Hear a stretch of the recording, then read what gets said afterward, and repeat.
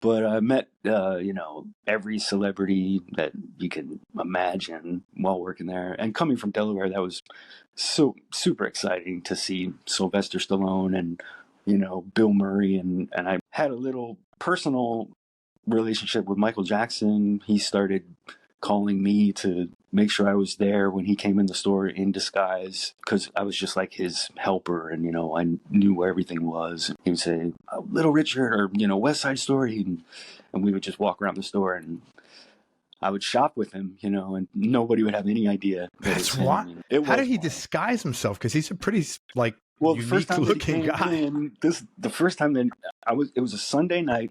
I was working on the register, and he walked in, and he had a baseball hat. He had like an afro. He had buck teeth. He had a mustache. Sometimes there were Band-Aids on his face. And he had really terrible, thrift store clothes, like Oh, old wow. slacks and an old jacket. And I kind of looked at him and said, "Who's that weird guy?" Having no idea, And then he was shopping around, and he had a couple friends with him, and I heard his voice, and I said, "No way." And then I kind of figured it out. I was a huge fan. I mean, Jackson 5 were some of the first records that I bought when I was, a little kid. My mom would take me to the store and say, "Get a 45." And it was, either the Archies or Jackson 5, and Partridge Family too. Partridge Family, right on, man. So the cool thing about working at the record store too is we were supposed to approach these people to see if they needed help. You know what I mean? If someone was looking around, Bruce Springsteen's looking around, you could just say, "Hey, do you need some help?" And then, you have a conversation. So that's what happened with Michael.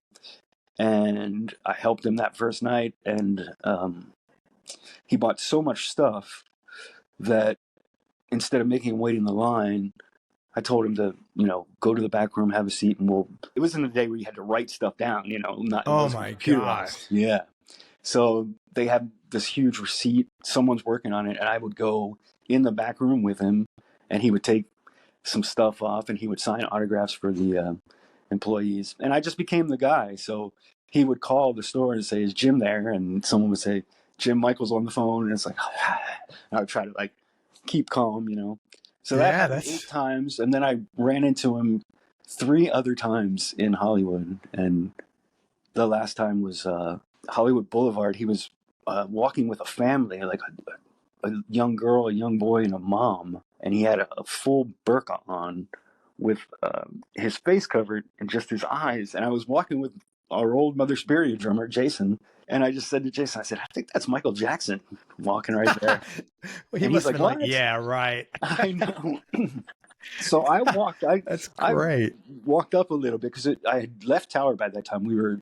Mother Superior had started doing a thing, and I walked up right next to him, and I said, "Michael," and he turned. He squinted like that. He turned. I said, "It's Jim from Tower," and he's like, "Oh," and told the family to wait. Took me to the entrance of the Guinness Museum there on Hollywood Boulevard, and we just talked for 10 minutes. And yeah, it was really cool. That would have never happened if I didn't move to LA, and I always feel fortunate for that thing, because especially after he passed, because then it was just like, wow.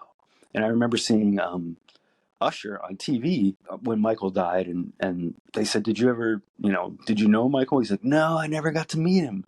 And I thought, wow, Usher never got to meet him. Yeah. And, I had these fun encounters, just weird that he knew my name, you know what I mean? Yeah. It's bizarre.